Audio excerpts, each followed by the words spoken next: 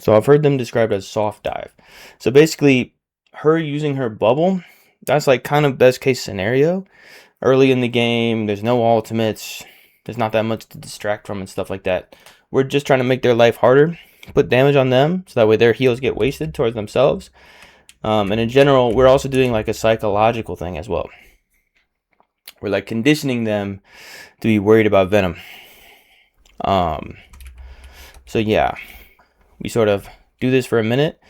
So one way to like protect ourselves and also waste their time is like as soon as it started getting dodgy right here and we started going low health and we had to use our E, then we would be thinking about getting away because we don't want to die. So we can actually just take cover. And if the Magneto chases us, that's value for us because Magneto takes a while to move around. So if he's going all the way out here to try to hit us, that's wasting his time. He's not being a tank for his team, and his positioning is going back there.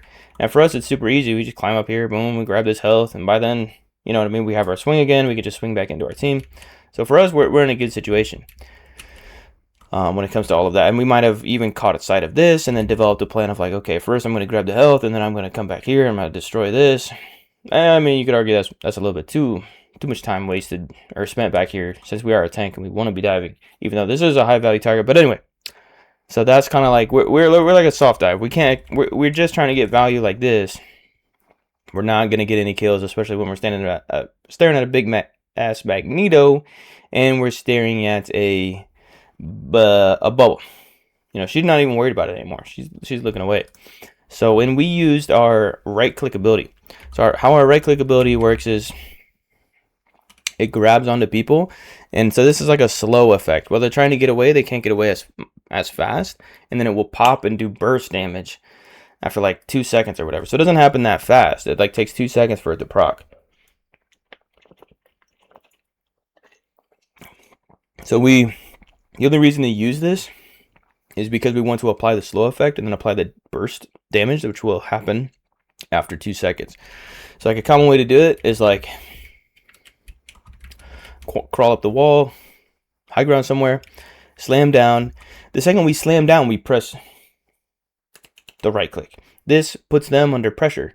They're being affected by an ability, they're being slowed, and they know this is going to pop for burst damage. So if they also take other damage at the same time, they know this can kill them. So that we're applying direct lethal pressure to them. And then so that's one way to do it. Slam down, right click, and then start either hitting them with the primary or this new ability that I haven't used yet to smack them. We want to immediately be applying a bunch of damage to them, make them terrified that they're going to die right now.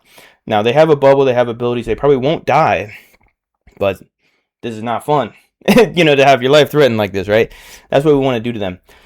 Another technique to do is like slam down, start attacking them immediately, and then you're sort of gauging in a good time to then use your right click. And again, your right click is based off of that. You're going to keep attacking them and try to apply lethal pressure within this time period. So it's not like we use our right click when we're in trouble and it's about time to leave, you know what I mean? We did get out though, we did get out. So now we're in this situation, right? We have to wait for all of our abilities to come back, but we are still a tank.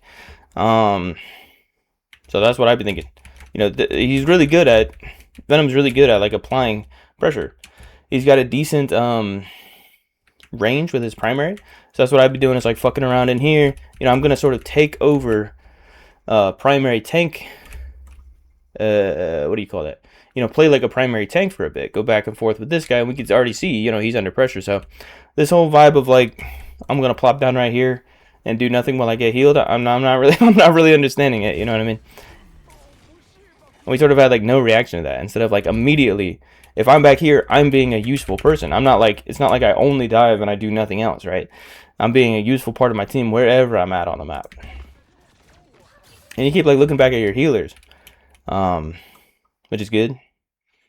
But it's also like, you know, we're playing the game. You know, we're playing as a front tank.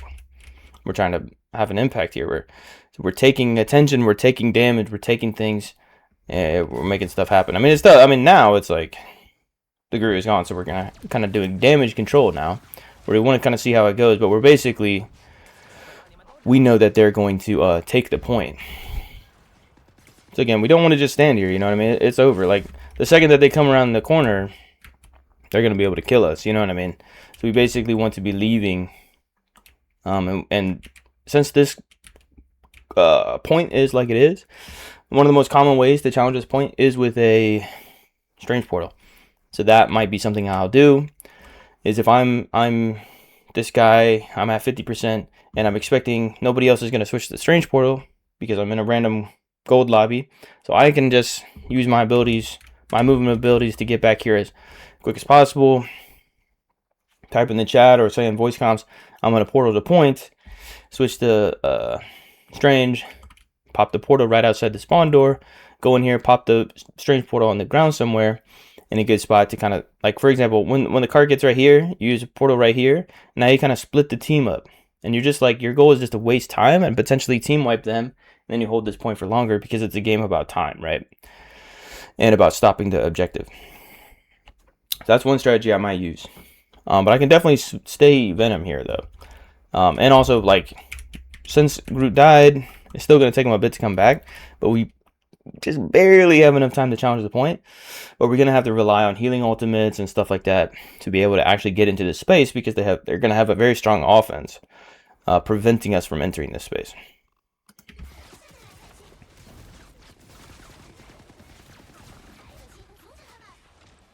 Just barely survive. So something we can do is, like, if I'm in this situation, you know, I'm active, I'm doing stuff, and I might just shift backwards. So he's got a nice animation for shifting on the ground, and then he can quickly come back on the wall there, okay.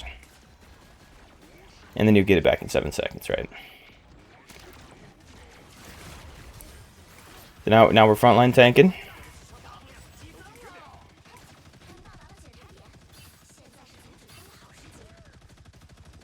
All right, so, and yeah, they've already pushed the cart.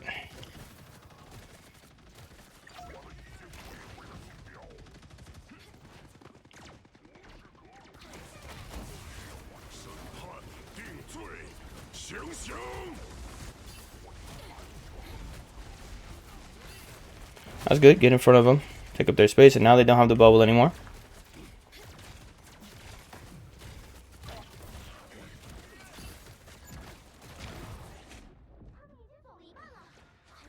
So again, we're like just barely surviving there. So in general, our Venom mechanics are not looking too good. So we definitely want to lab this out. We want to practice it a bunch. It's not like we need to be like pro level, but we want to spend quite a bit of time in the practice range because he's got a weird kit. One thing is we want to use his wall climb all the time. We want to use it as much as possible because it's a weird mechanic that's not super intuitive.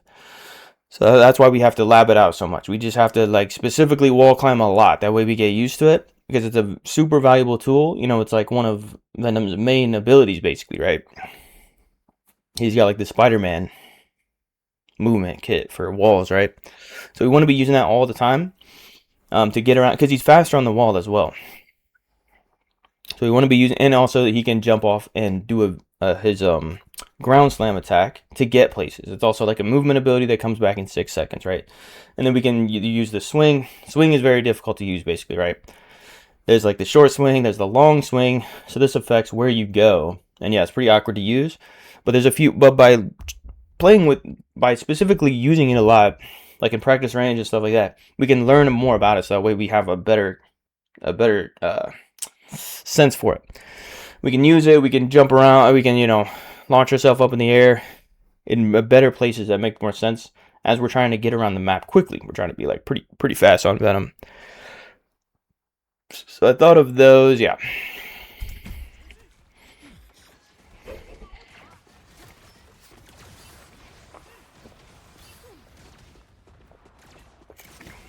So what's our plan? What are we thinking about doing?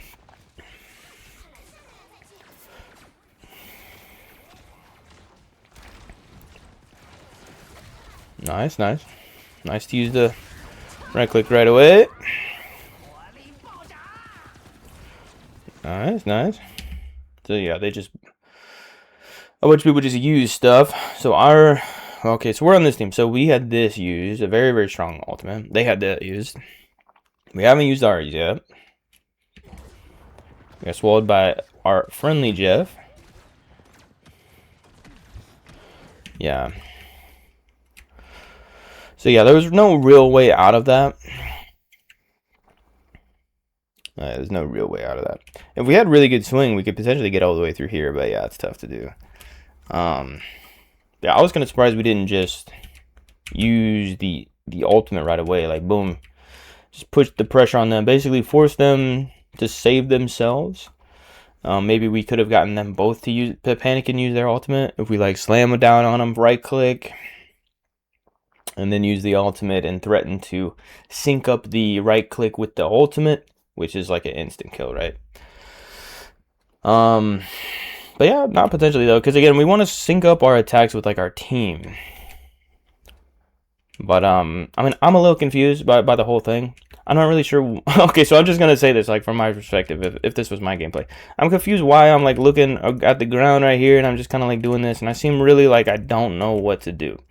Like one option, and again, we don't want to waste our swing. So like I'm doing this, I'm going up the wall right here, and then maybe I'd put my run and I run, and then I'd jump down and I'd slam them, and then. But since I don't really feel like it's a great, I mean, I can use my ultimate right there. But if I want to wait for my ultimate, then I might just slam right there, attack them for 1 second, and then I would just like immediate, and you know, try to trigger them, try to mess them up. And then I would use my swing to get out, and then I'd, you know, depending on what happens or whatever. And then I'd, whatever, I need to use my ultimate at some time, because we have a team fight happening, and I have an ultimate, so I need to use my ultimate. And, yeah. So I think, you know, our Jeff might have messed up there or whatever, but basically our attack made no sense, though. We didn't, like, do anything. Yeah. But yeah, I definitely, like, just, like, if we play Venom, like, we have to be wall climbing all the time.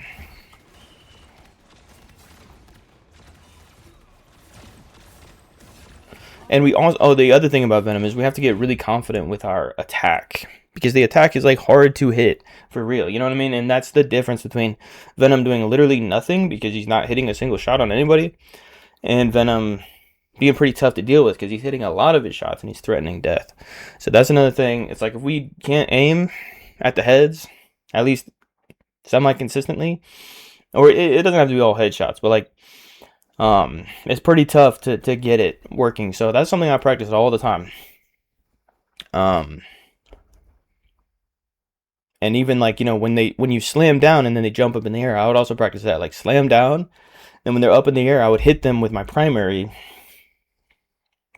and then do my right click as they fell on the ground, and then kept doing the primary after that. That's like one way to like have a pretty good chance to straight up kill them right then if they don't do anything to protect themselves. But yeah, it's difficult. It's not easy to like just jump on Venom because his primary feels really weird, and then on top of that, yeah, you have to learn his wall climb and stuff like that. So this is another like thing that didn't really make any sense. Like it obviously worked out fine, but anyway, we're like walking really slowly as Big Venom. We can already see, you know, they just got it here, so we're gonna be, and we're looking at a really, really high damage guy who can like kill us. You know what I mean? Like something I would expect to happen here. They're not being threatened by anything.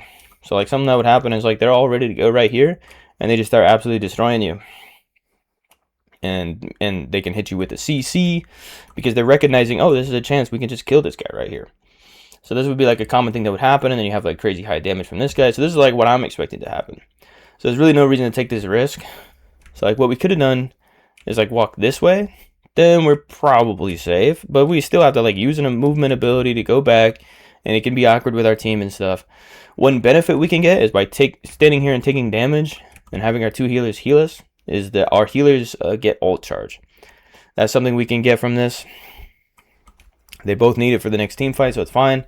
But you know what I mean? That's like a plan that we can, the other thing is like we're always impacting our team. So we don't want to affect these guys of thinking, oh, our tank is up here. Oh, we're doing a team fight kind of right here. Oh, I want to be up here as a healer and I want to support. You know what I mean? The healers being here is a problem. So that's like their problem, but it's something that we don't want to be any part of encouraging them to like be pushed up too far right here.